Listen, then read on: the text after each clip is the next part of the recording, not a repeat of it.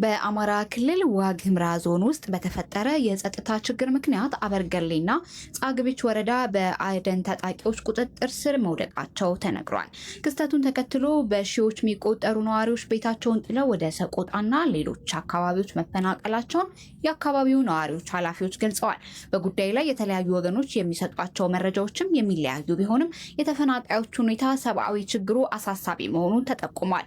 በዋግ ኽምራ ዞን ታጣቂዎች ሁለት ወረዳዎችን በመቆጣጠራቸው በርካታ ነዋሪዎች መፈናቀላቸው በተነገረ በአማራ ክልል ዋግ ኽምራ ብሔረሰብ አስተዳደር ዞን የአገው ዴሞክራሲ ንቅናቄ ወይም አዴን ታጣቂዎች አበርገሌና ጻግብጂ ወረዳዎችን ሙሉ ለሙሉ መቆጣጠራቸውና ማህበረሰቡ በስጋት ሸሽቶ መፈናቀሉን የአካባቢው አስተዳደር ነዋሪዎች ለቢቢሲ ተናግረዋል።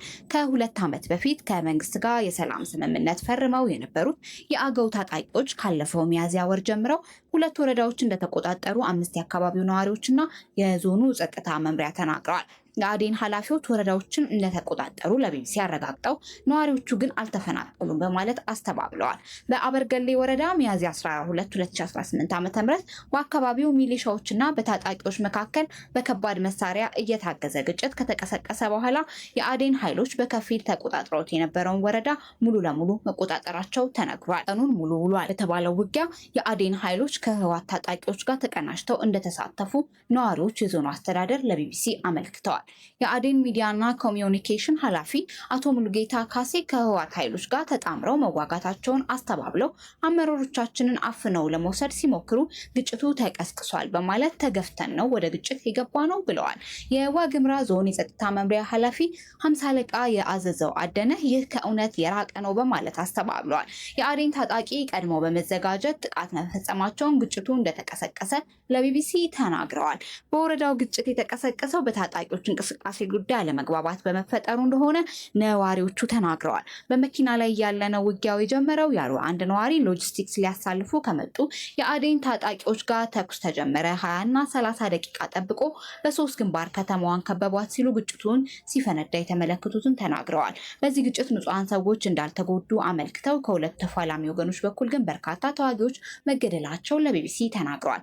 የአዴን ታጣቂ ከህወሓት ኃይሎች ጋር ጻግብጂ ወረዳን እንዲሁ ከሁለት ሳምንትም በፊት እንደተቆጣጠሩ የወረዳው ነዋሪ ለቢቢሲ ገልጸዋል። ግንቦት 18 2018 ዓ.ም ከቀኑ 7 ሰዓት አካባቢ አዴንና ትግራይ ኃይሎች በቅንጅት ነው የገቡት ያሉት አንድ የወረዳው ነዋሪ አዝሪያ በሚባል ስፍራ በቡድኑ መሳሪያ የታገዘ የተኩስ ልውውጥ እንደተጀመረ ተናግረዋል።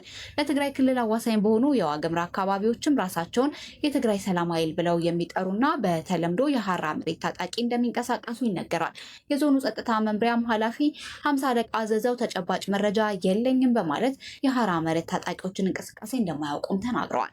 ሁለቱም ወረዳዎች በታጣቂዎች እጅ ከገቡ በኋላ በሺዎች የሚቆጠሩ ስጋት ያደረባቸው ነዋሪዎች ቤት ንብረታቸውን ጥለው በተለይም ወደ ዞኑ ዋና ከተማ ሰቆጣ መሸሻቸውን ለቢቢሲ ገልጸዋል።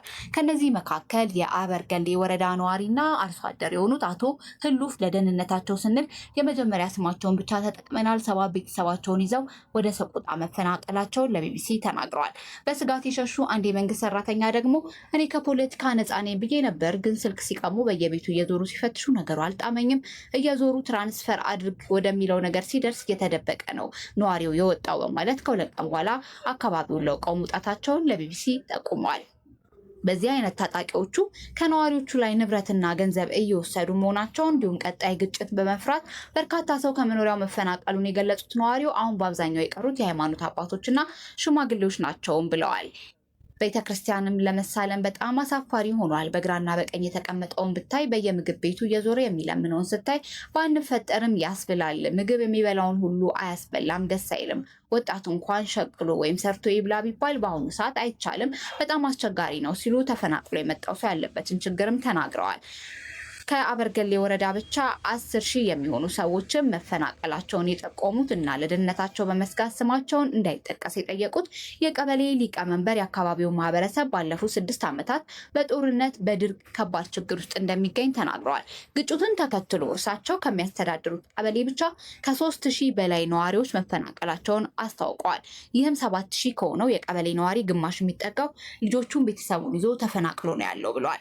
የሚበላውን የሚቀምሰው የለም፣ መጠለያ ማሊያም የለም። ዝም ብለው በረንዳ ላይ ነው የሚያድሩት። የወታደር ካምፕ ነበር። እዚያ ተጠግተው ነበር። ከዚያ ውጡ ተብሎ ልጆቹን ይዞ በረንዳ ላይ የሚያድረው በማለት ያሉበትን ሁኔታ በጣም አሳሳቢ ሲሉ ገልጸውታል። ለዛሬ ብቻ ሳይሆን እኛም ለቀጣይ ነው እየሞትን ያለ ነው። በቀደም አዝመራ ሳንዘራ ቀረን። አሁን ደግሞ ሰኔና ሐምሌ አልዘራንም። በጣም ከባድ ነው። ሁለታችንም ከነ ቤተሰባችንም ሁላችንም ሞትን ማለት ነው። ለቀጣይ ዓመት እኮ ነው ሞት ነው ሲሉ ስጋታቸውን ተናግረዋል።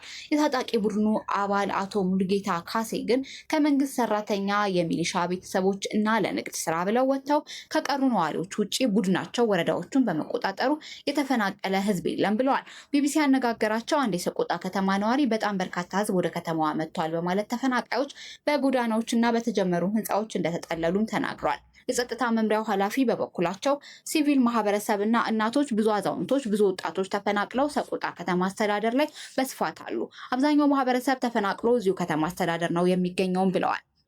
ከመጣን ጀምሮ እስካሁን ድረስ የተሰጠን እርዳታ የለም፣ ምንም እርዳታ አላገኘንም ያሉት አቶ ህሉፍ ከምዝገባ ያለፈ ነገር እንደሌለ ተናግረዋል። ቢቢሲ ያነጋገራቸው የቀበሌው ሊቀመንበር ለተወሰኑ ሰዎች ወርልድ ቪዥን የጥሬ ገንዘብ ድጋፍ ሲያደርግ፣ ሌላ የረድኤት ድርጅት ደግሞ ለመንግስት ሰራተኞች የቤት ቁሳቁስ መስጠቱን ጠቁመዋል። ከዚህ ውጭ ምዝገባን ብቻ ነው ማለት እርዳታ እየተደረገ እንዳልሆነ ተናግረዋል። ቢቢሲ በተለይም ተፈናቃዮችን ሁኔታ፣ የሰብአዊ ድጋፍ በሚመለከት የዞኑ ምክትል አስተዳዳሪ ሹመት ጥላውንና የአበርገሌ ወረዳ አስተዳዳሪ አቶ ነይኑ በላይን ለቀናት ለማነጋገር ያደረገው ጥረት አልተሳካም። ቢቢሲ ያነጋገራቸው ነዋሪዎችና የቀድሞ የአዲን ኃይሎች አመራር ታጣቂዎችና የአማራ ክልል መንግስት የሰላም ስምምነት ከደረሰ በኋላ ከአንዳንድ ትንኮሳዎች ውጭ አካባቢው ተረጋግቶ እንደነበር ተናግረዋል። ስምምነቱ በ2016 ዓ.ም ከተፈረመ ወዲህ በግልጽ ግጭት ውስጥ ሲገባ የአበርገሌው የመጀመሪያው እንደሆነ አመልክተዋል። አዲን 2 ዓመታትን በዘለቀው ደም አፋሳሹ የሰሜን ኢትዮጵያ ጦርነት ወቅትም የህወሓት ኃይሎችን ወግኖ በመዋጋት ስሙ ይነሳል። ያ በ2016 ቡድኑን ትጥቅ ለመፍታትና በሰላማዊ ዲሞክራሲያዊ ትግል ለመሳተፍ ከመንግስት ጋር ስምምነት ደርሶ ነበር። ለዚህ ስምምነት መፍረስ ሁለቱም ወገኖች እርስ በርስ እየተታከሱ ሲሆን ቢቢሲ በአካባቢው ከሚገኝ ገለልተኛ ወገኖች ስለ ሁኔታው ለማወቅ በሚያስችል መረጃ አላገኘም። በዋግምራ ዞን የተከሰተው ግጭት በርካታ ነዋሪዎችን ከመኖሪያ ቀያቸው እንዲፈናቀሉ ከማድረጉም በላይ በአካባቢው ያለውን ሰብአዊ ኢኮኖሚያዊ ችግር አባብሶታል። በጉዳዩ ላይ የተለያዩ ወገኖች ተቃራኒ አቋሞችን ቢያቀርቡም በተፈናቃዮች ላይ የደረሰው ተጽዕኖና የእርዳታ ፍላጎታቸው አሁንም አሳሳቢ ሆኖ ቀጥሏል። በአካባቢው ዘላቂ ሰላም እንዲያመጣና የተፈናቃዮች ወደ መኖሪያቸው እንዲመለሱ የሚያስችል መፍትሄ እንዲገኝ የበርካቶችም ጥሪ ቀጥሏል። ምንጭ ቢቢሲ አማርኛ። እንኳን ደህና መጣችሁ ወደ ማልቲቪ